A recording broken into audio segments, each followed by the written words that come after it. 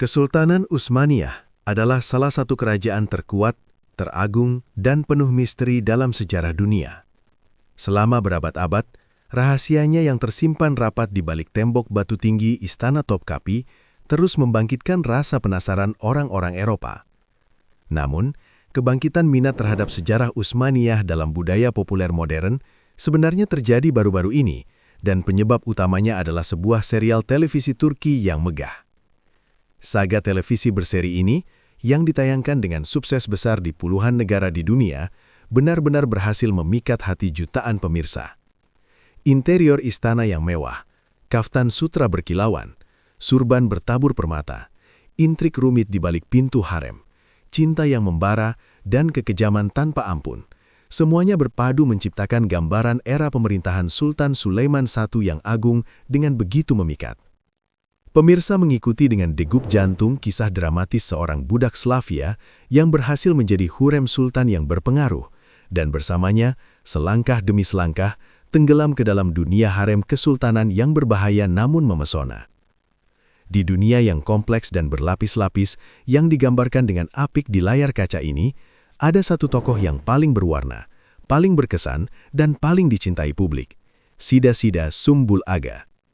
Diperankan dengan brilian oleh aktor Turki karismatik Selim Bayraktar, peran ini menjadi permata sesungguhnya dari seluruh serial.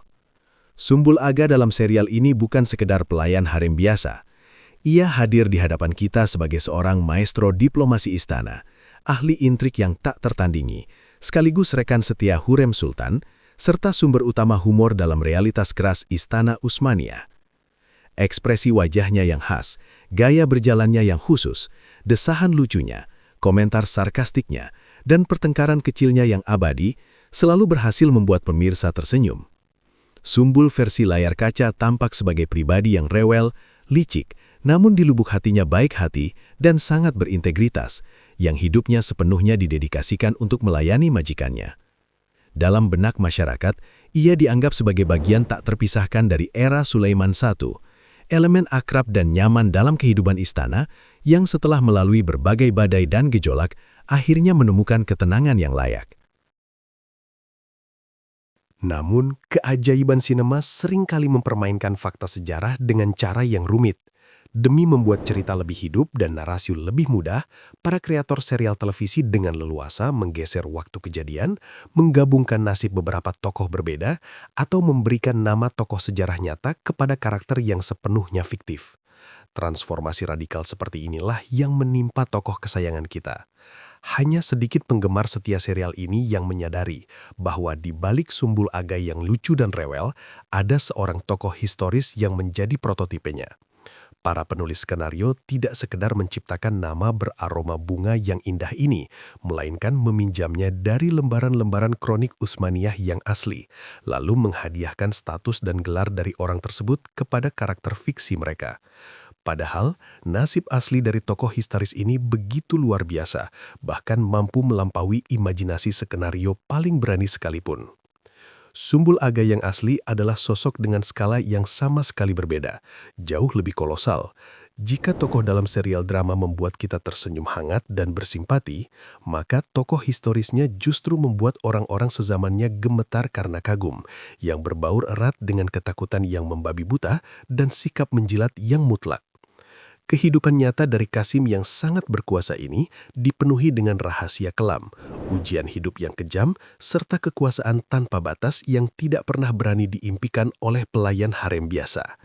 Ia adalah seorang pria yang, di puncak karirnya, berdiri di pusat kendali kekaisaran, yang satu kata darinya dapat dengan seketika mengangkat atau menghancurkan secara fisik seorang pasya atau wazir manapun. Ia tidak hanya melayani para selir atau menjaga ketertiban di koridor.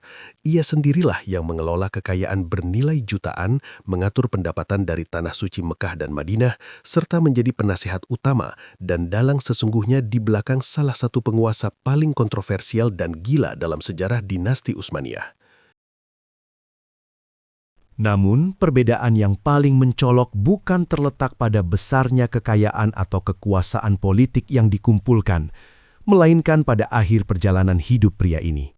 Sumbul Aga di layar kaca setelah kehilangan nyonya tercintanya, tetap menjadi penjaga setia kamar-kamar kosongnya, menjalani sisa hidupnya dengan tenang, damai, dan penuh melankolis di dalam tembok istana lama, larut dalam kenangan.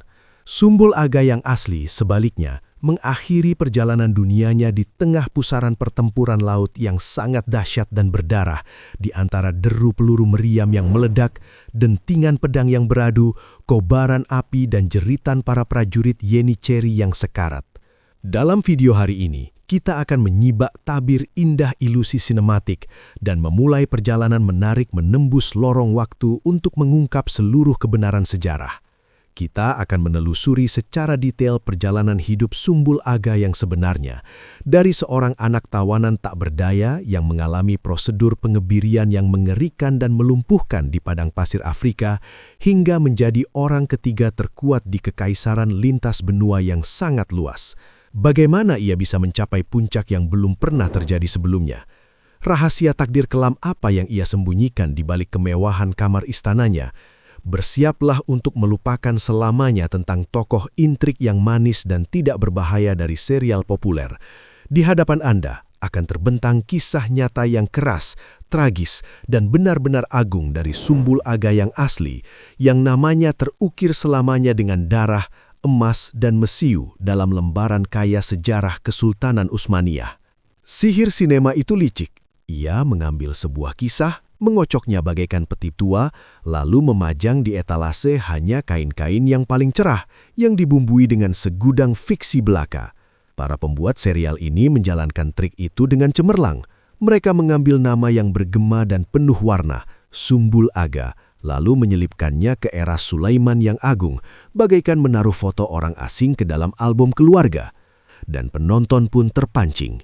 Pantas saja, Kasim yang menawan dengan sorot mata licik ini tampak begitu serasi dengan latar kubah emas Topkapi, sehingga meragukan keberadaannya di abad ke-16 seperti penghujatan. Namun, jika kita mematikan sihir televisi dan menyalakan pisau bedah sejarah yang dingin, gambaran yang muncul akan sangat berbeda hingga tak karuan. Sumbul yang sama, yang menuangkan serbat untuk Hurrem dan menggoda Ibrahim Pasha, tidak pernah bersentuhan dengan orang-orang itu seumur hidupnya. Mereka hanya terpisah oleh waktu, dan terpisahnya cukup jauh, hampir 1 abad penuh. Sumbul A yang asli, yang tidak dibuat-buat, adalah sosok dari abad ke-17, bukan abad ke-16. Dia naik ke orbit politiknya pada tahun 1640-an, saat Kekaisaran Sulaiman yang agung dan perkasa telah lama berubah menjadi kenangan yang mulia namun berdebu. Pada saat Sumbul yang sesungguhnya mulai menjalin intrik di koridor harem, Sulaiman sendiri telah tiada selama hampir 100 tahun. Hurrem Sultan dan putra-putranya telah menjadi tokoh dalam prasasti kematian. Dunia telah berubah hingga tak bisa dikenali. Era di mana drama kehidupan Sumbul A yang sebenarnya terungkap disebut Kesultanan Wanita. Namun, jika di masa Hurrem itu baru merupakan penetrasi hati-hati para wanita ke dalam politik besar, pada pertengahan abad ke-17, kekuasaan wanita telah berubah menjadi mesin penindasan yang bekerja dengan baik. Ironisnya, Hurremlah yang membuka jalan setapak yang kemudian dilalui oleh para raksasa sejati. Sultan dengannya Sumbul yang asli meraih kekuasaan yang sesungguhnya bernama Ibrahim I. Ia tercatat dalam sejarah dengan julukan Delhi yang gila. Ia adalah cicit Sulaiman, tapi sungguh kontras. Jika Sulaiman sendiri yang membentuk peta dunia, menulis puisi dan secara pribadi memimpin pengepungan benteng, maka Ibrahim adalah orang yang terluka parah, terkurung hingga usia 24 tahun di Kafes, paviliun penjara khusus untuk calon pewaris tahta. Tahun-tahun yang dihabiskan dalam sangkar emas dalam ketakutan bahwa saudara Sultan akan memerintahkan untuk mencekikmu kapan saja telah menghancurkan jiwanya menjadi puing-puing. Ketika Ibrahim akhirnya naik tahta, kekaisaran jatuh ke tangan seorang pria yang dikuasai oleh mania, fobia, dan nafsu tak terkendali. Ia tidak peduli pada dewan negara. Satu-satunya hal yang menarik perhatiannya hanyalah bulu mewah, cermin, dan para wanita. Dan dalam suasana kelam yang dipenuhi kegilaan dan korupsi inilah, Sumbul Aga muncul ke permukaan panggung sejarah. Cerdas, sinis, dan sangat ambisius, Jika pada abad ke-16 para kepala Qasim hanyalah penjaga harem, maka pada abad ke-17, di bawah sultan yang lemah dan tidak waras, mereka berubah menjadi penguasa bayangan. Mereka mengendalikan akses kepada penguasa, mereka memegang tali pengikat dompet para valides sultan, dan mereka tahu di mana kerangka-kerangka itu dikubur. Dan Sumbul memanfaatkan kesempatan ini sebaik mungkin. Kehidupan aslinya bukanlah komedi situasi dengan kendi-kendi yang pecah. Ia tidak mengasuh para sehzade di bawah penakluk agung, ia justru memerintah di era runtuhnya otoritas sultan saat tahta goyah. Para Jenisari memberontak, dan di Cakrawala, hantu kemunduran kekaisaran sudah mulai tampak.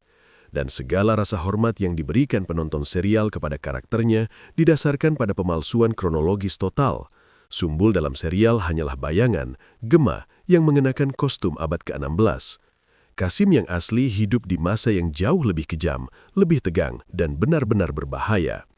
Di balik gemerlapnya lampu gantung emas yang menyilaukan, kemewahan karpet Persia dan sutra terhalus istana Topkapi, selalu tersembunyi jurang kesedihan manusia dan penderitaan yang tak terbayangkan. Untuk sepenuhnya memahami kebangkitan fenomenal Sumbul Aga dan memahami sifat karakternya yang keras dan tanpa ampun, kita harus kembali ke awal mula perjalanan hidupnya, ke tragedi mencengangkan yang selamanya mengakhiri masa kecilnya. Berbeda dengan para pejabat bebas kekaisaran, jalan seorang Qasim kulit hitam menuju puncak kekuasaan dimulai dari neraka perbudakan dan cacat fisik yang mengerikan. Harem Utsmaniyah, tempat suci dari kediaman sultan, menuntut isolasi mutlak dan keamanan yang dapat diandalkan. Untuk menghilangkan kemungkinan sekecil apapun adanya ancaman terhadap kehormatan para selir dan kemurnian dinasti yang berkuasa, hanya mereka yang telah selamanya kehilangan sifat maskulinnya yang dapat menjadi penjaga kamar dalam. Secara historis, peran sebagai penjaga harem berbeda dengan Qasim kulit putih yang bertugas di halaman luar, diperuntukkan bagi mereka yang berasal dari Afrika. Sumbul Aga di masa depan, seperti sebagian besar rekan-rekannya dalam dinas, lahir ribuan kilometer dari tepi Bosforus. Tempat persis kelahirannya tersembunyi dalam kegelapan sejarah, tetapi kemungkinan besar tanah kelahirannya adalah sabana panas di Afrika Timur, wilayah yang sekarang menjadi Sudan, Ethiopia, atau Somalia. Masa kecilnya terputus secara tiba-tiba dan kejam ketika para pedagang budak yang tidak kenal ampun menyerbu desa kelahirannya.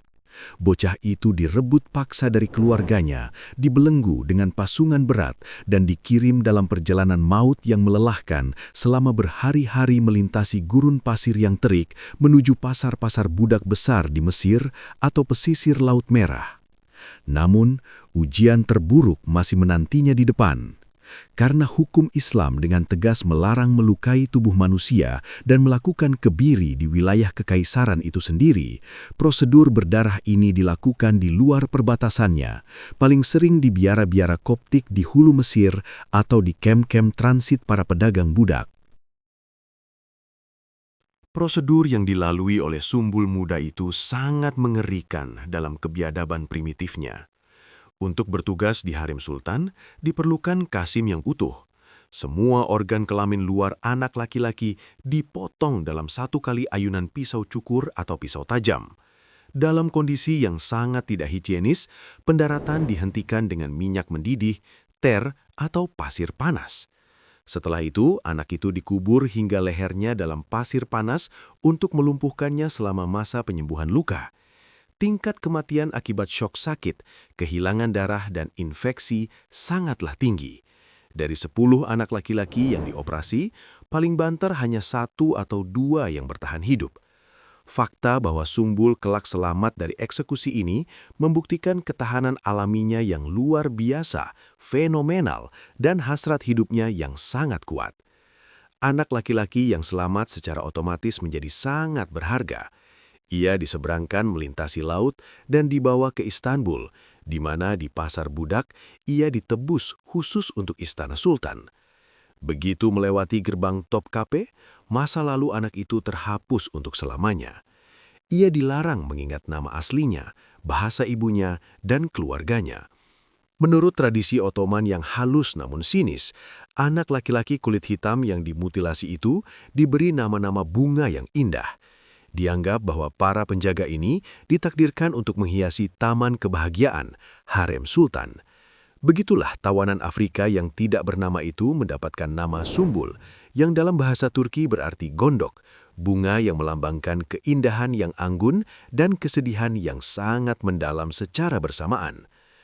Namun, memperoleh nama yang indah dan kaftan sutra tidak berarti awal dari kehidupan yang mudah.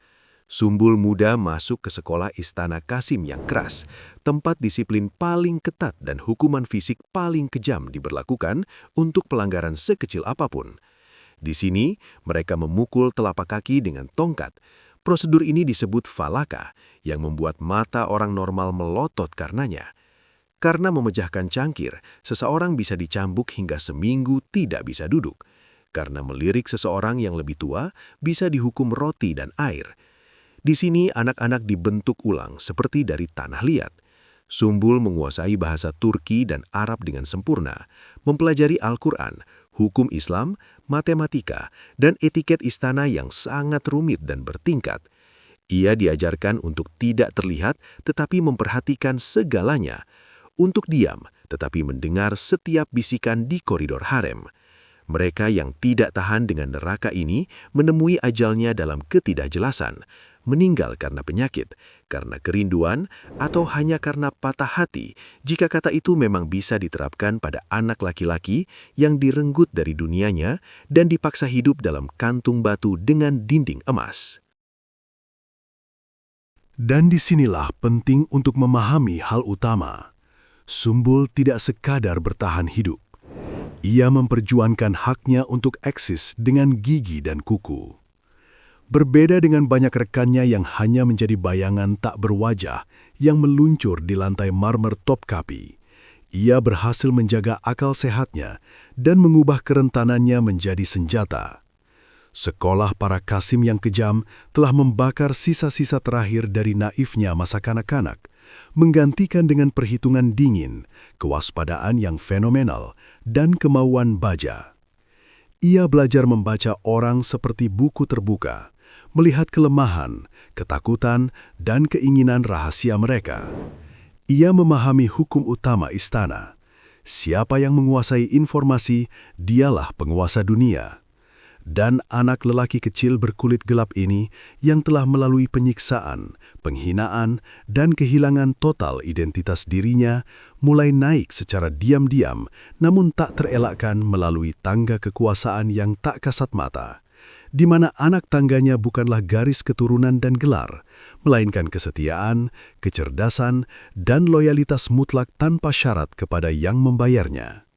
Maka, setelah melalui rasa sakit, pasir Mesir, dan dinginnya bilah pisau, ditempa dalam kancah penderitaan, Sumbul A yang sesungguhnya memulai perjalanannya yang tak tertandingi menuju puncak kekuasaan absolut. Dalam hierarki negara Utsmaniyah yang ketat dan telah teruji selama berabad-abad, Kızlar Ağası adalah orang ketiga terpenting dan terkuat di seluruh kekaisaran. Di atasnya hanya ada Sultan sendiri dan Wazir Agung, kepala pemerintahan. Namun dalam praktiknya, kekuasaan kepala Kasim Hitam seringkali jauh lebih efektif dan mengerikan daripada otoritas wazir manapun.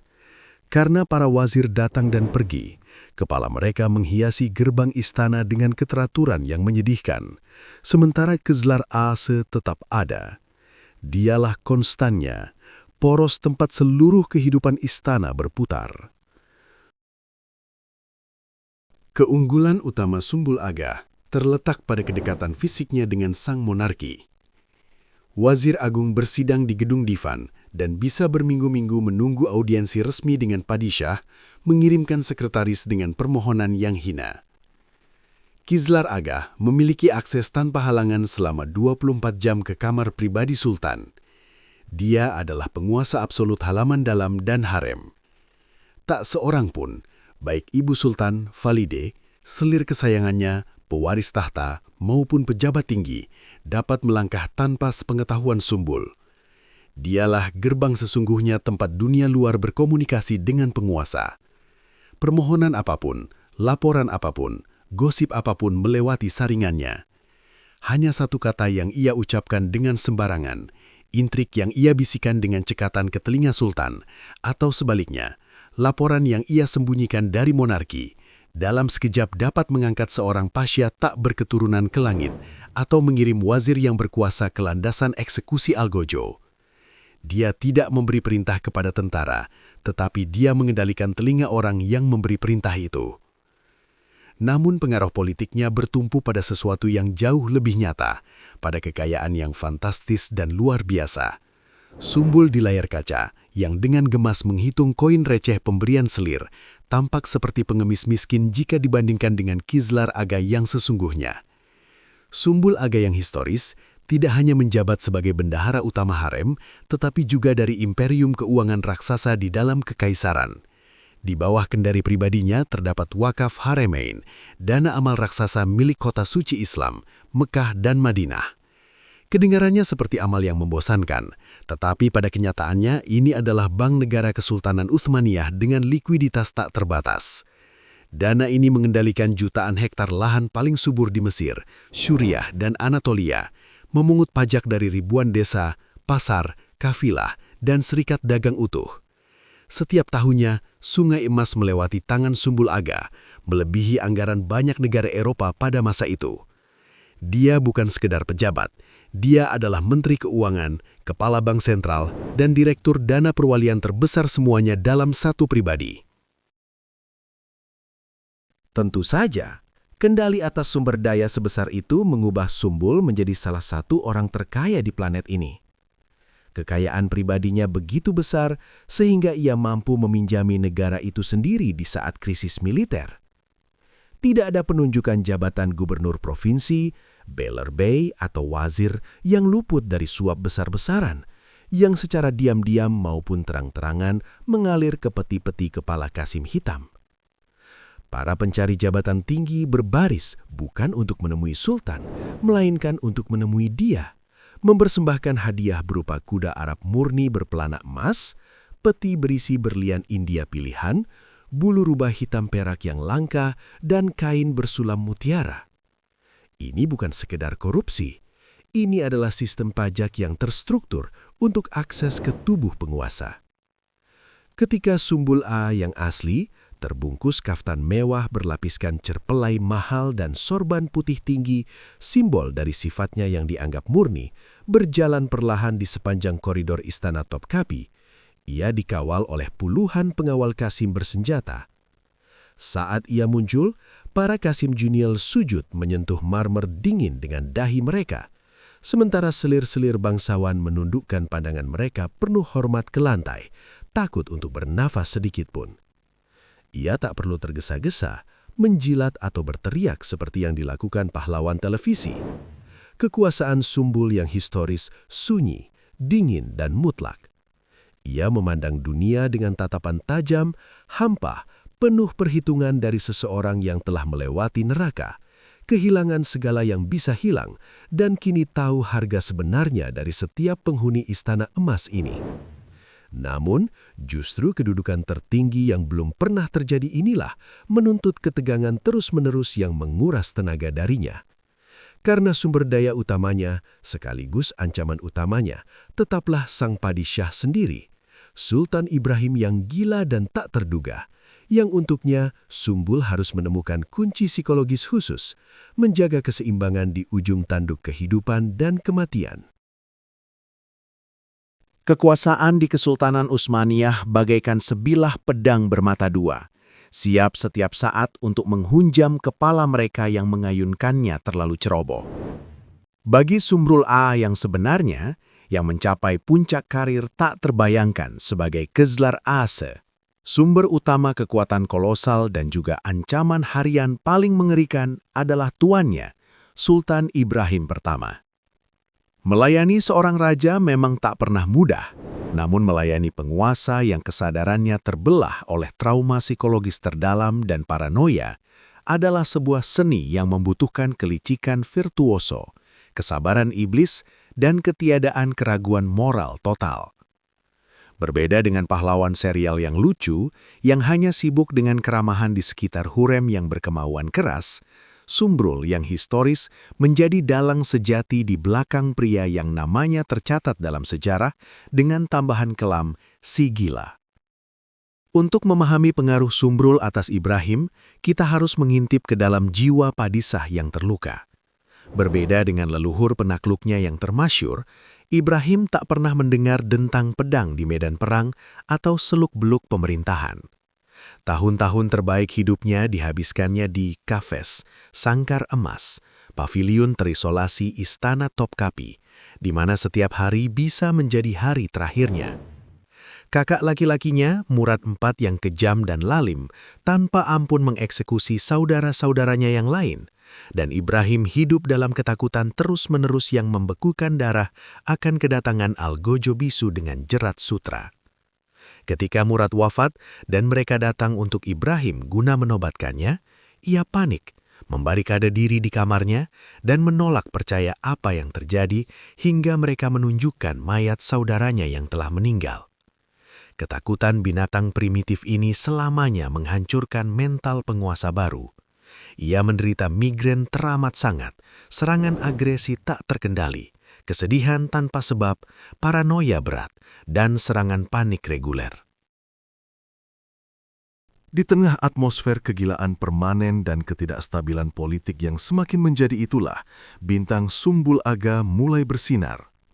Kezelar Aga yang berpengalaman, cerdik, dan luar biasa cerdas ini segera memahami Ibrahim tidak membutuhkan mentor yang tegas atau wazir ambisius yang terus-menerus menasihatinya tentang urusan negara, pajak, dan peperangan.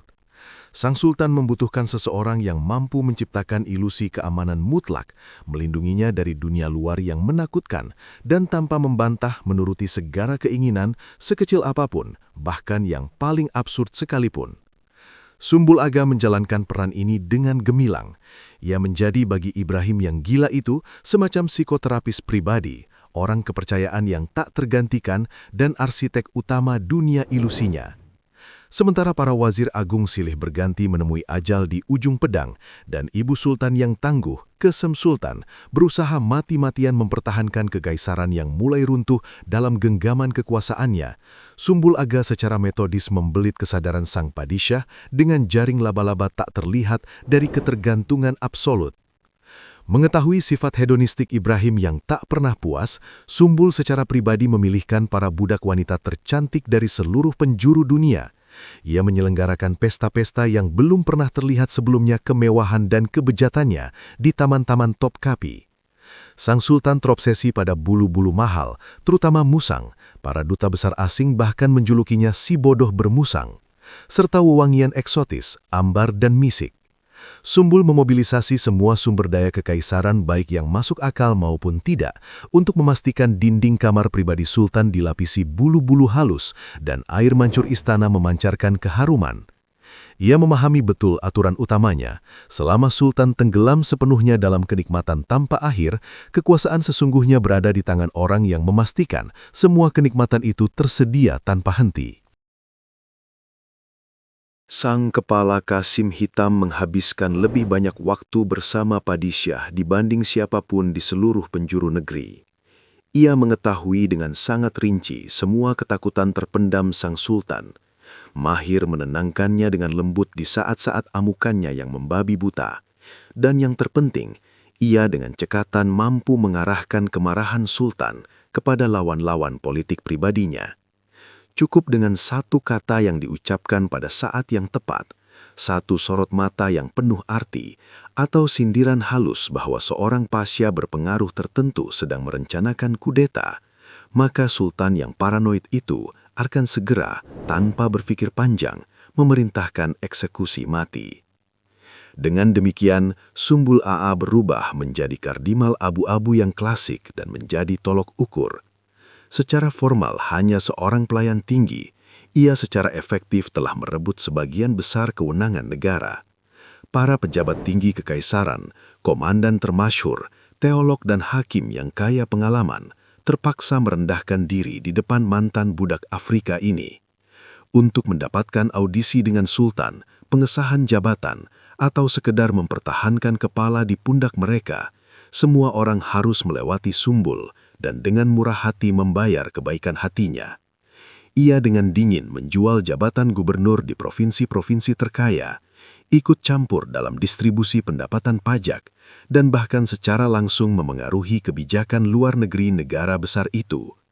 Kekayaan pribadinya tumbuh secara eksponensial, dan jaringan mata-matanya yang luas melaporkan setiap desahan, baik di koridor Istana Topkapi maupun jauh di luarnya.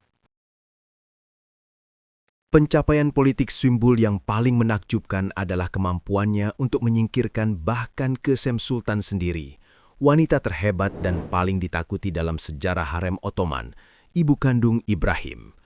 Kösem, yang terbiasa memerintah kekaisaran sendirian melalui putra-putranya, menyaksikan dengan ketakutan yang tak tersembunyi dan kemarahan yang memuncak saat pengaruhnya terhadap Ibrahim mencair dengan cepat di tengah meningkatnya kekuatan Keslar Asi yang licik ini. Sumbul dengan cerdik memainkan hasrat alami Sultan untuk melepaskan diri dari kendali ketat ibunya, dengan hati-hati menanamkan gagasan tentang kemandirian dan keagungannya sendiri. Ini adalah permainan yang sangat berbahaya, tarian di ujung pisau di atas jurang yang dalam, karena Kösem Sultan tidak pernah memaafkan mereka yang menghalangi jalannya dan mencoba merebut kekuasaan darinya. Namun, Sumbul A yang dibutakan oleh kekuasaannya yang tak terbatas, merasa dirinya benar-benar kebal. Baginya, dia telah menaklukkan takdir itu sendiri, mengubah kegilaan tuannya menjadi perisai tak tertembus dan pedang penghancurnya yang utama. Tapi, seperti yang sering terjadi dalam sejarah, kekuasaan absolut pasti menumpulkan kewaspadaan. Sejarah Kesultanan Ottoman penuh dengan titik-titik kosong, kebetulan ironis, dan rahasia kelam yang selamanya larut dalam bayang-bayang tebal koridor Istana Topkapi yang tak berujung. Tampaknya, kehidupan seseorang dengan skala kolosal dan kepentingan negara seperti Keslar Asi Sumbul seharusnya didokumentasikan oleh penulis sejarah istana hingga menit lahir napasnya. Namun, paradoks dari tradisi sejarah Ottoman terletak pada kenyataan bahwa semakin dekat seorang pejabat dengan pusat kekuasaan absolut, semakin kabur, misterius, dan kontradiktif akhir dari perjalanan hidupnya. Sumbul A adalah kardinal abu-abu klasik, panutan, seorang pria yang menyimpan rahasia dinasti yang paling tidak sedap dipandang dan paling menakutkan. Justru karena itulah, tidak ada informasi yang benar-benar akurat dan 100% dikonfirmasi oleh semua sumber tentang bagaimana tepatnya ia menemui ajalnya.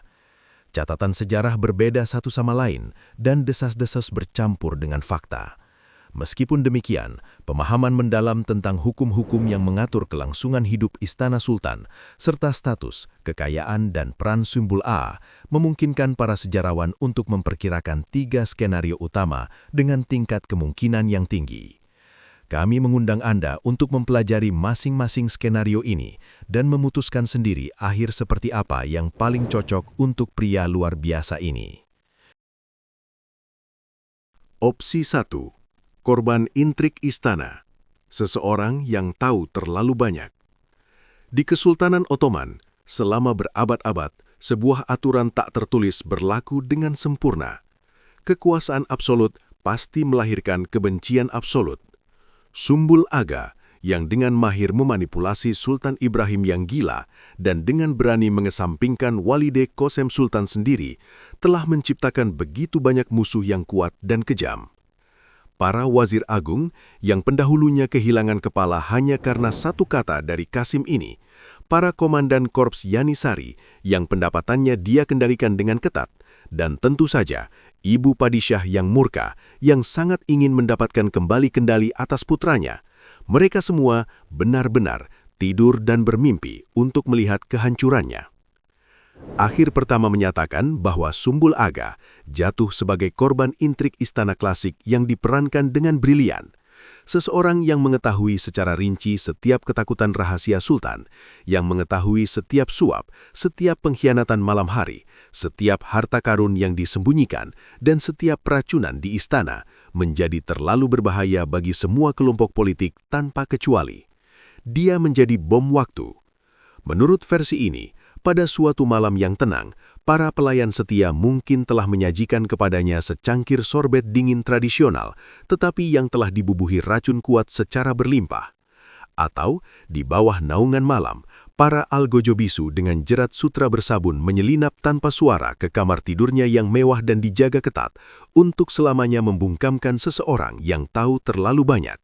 Bagi istana Ottoman yang keras, ini adalah cara yang paling standar, sunyi, dan efektif untuk menyelesaikan masalah politik apapun. Opsi 2. Pensiun emas, masa purna bakti yang tanpa beban di Kairo. Opsi kedua, melukiskan gambaran yang jauh lebih damai, sejahtera, dan hampir seperti dongeng yang didasarkan pada tradisi Istana Uthmaniyah yang sudah mapan terhadap para pejabat tinggi harem. Tak jarang, para padishah, meskipun sedang terjadi keretakan hubungan sementara atau mendapat tekanan luar biasa dari oposisi politik, secara kategoris tidak bersedia menumpahkan darah pelayan mereka yang paling setia, paling loyal, dan telah mengabdi lama. Sebagai gantinya, hukuman mati yang memalukan, Qizlar A'a yang bersalah atau yang sudah lelah dengan intrik politik tanpa akhir akan dikirim ke apa yang disebut pengasingan terhormat di Mesir. Kairo pada pertengahan abad ke-17 bukan hanya ibu kota provinsi Uthmaniyah terkaya, tetapi juga tempat peristirahatan tidak resmi seperti surga bagi para pejabat tinggi harem sultan yang telah pensiun. Menurut versi ini, Sumbul A'a yang memiliki naluri politik yang fenomenal, pada waktunya menyadari bahwa awan gelap sedang berkumpul di atas kepalanya dan dengan rendah hati meminta sendiri kepada tuannya untuk pensiun. Sultan Ibrahim, yang masih memiliki sisa kasih sayang hangat padanya, melepaskan kesayangannya dengan membekalinya uang pesangon yang fantastis. Sang Qasim meninggalkan Istanbul selamanya, memuat puluhan peti berat yang penuh sesak dengan koin emas, batu permata pilihan, dan bulu-bulu langka ke kapal. Setibanya di Kairo, ia membeli istana megah di tepi Sungai Nil, mengelilingi dirinya dengan banyak pelayan yang patuh, membuat taman-taman yang rimbun, dan menjalani hari tuanya dengan kemewahan absolut, kenikmatan, dan ketenangan, melupakan selamanya tentang racun, tali sutra, dan kegilaan menakutkan istana Topkapi. Opsi 3. Jalan takdir, kematian di jalan menuju pengasingan. Versi ketiga adalah yang paling dramatis, menawan, dan menurut banyak sejarawan akademis cukup masuk akal karena secara harmonis menggabungkan elemen dari dua opsi pertama dan terkait erat dengan pergolakan geopolitik nyata di era tersebut. Menurut skenario ini, Sumbul Aga memang menerima perintah resmi untuk meninggalkan ibu kota dan pergi ke Mesir, dalam beberapa versi untuk ziarah suci ke Mekah. Ia berangkat dengan kemegahan yang luar biasa, diiringi rombongan besar dan kekayaan yang tak terhitung jumlahnya, dimuat ke dalam galon Utsmaniyah yang mewah. Namun ia tidak pernah mencapai tempat tujuan pensiun emasnya yang tenang. Perjalanan melintasi Laut Tengah yang bergolam pada masa itu adalah usaha yang sangat berisiko. Ada dugaan bahwa Sumbul Aga menjadi korban rencana rumit para musuhnya di Istanbul. Qesem Sultan sendiri, yang secara formal mengizinkannya pergi dengan damai dan menyelamatkan muka di hadapan putranya, Sultan, mungkin diam-diam menyuap kapten kapal untuk menyingkirkan Qasim itu di laut lepas. Namun ada juga cabang lain dari skenario ini yang jauh lebih sinematis dan megah. Galon yang berat dan lamban karena muatan emas yang ditumpangi Qizlar Aga yang sedang dalam masa hukuman ini tiba-tiba diserang oleh bajak laut Mediterania yang ganas. Pertarungan naik ke kapal yang kejam, berdarah dan tanpa ampun terjadi di tengah lautan biru yang tak bertepi. Sumbul Aga meskipun berstatus pelayan istana dan usianya sudah lanjut, menghunus pedang lengkungnya dan dengan keberanian putus asa mempertahankan kapalnya, nyawanya, dan hartanya yang tak terhitung, bertempur bahu-membahu dengan para Yeniseri, namun gugur sebagai pemberani dalam pertarungan sengit dan mengerikan yang tidak seimbang ini. Kehidupan Sumbul Aga yang historis adalah sebuah novel yang menawan, penuh dengan liku-liku tak terduga yang ditulis oleh sejarah itu sendiri. Apakah dia dicekik secara diam-diam dan hina di koridor kekuasaan yang gelap, menemui masa tua yang tenang dan makmur di bawah pohon-pohon palmi Kairo, Mesir yang rindang, ataukah tewas secara heroik di tengah siulan bola meriam para kesatria Malta di tengah lautan yang mengamuk? Masing-masing akhir cerita ini masuk akal dengan caranya sendiri, dapat dipertanggungjawabkan, dan dengan sempurna mencerminkan realitas keras dan tanpa kompromi dari era agung itu. Dan dari ketiga opsi akhir perjalanan Kizlar Aga yang megah, berkuasa, dan mengerikan ini, mana yang menurut Anda paling adil, menawan, dan cocok untuk tokoh sejarah legendaris seperti itu? Bagikan pendapat Anda di kolom komentar.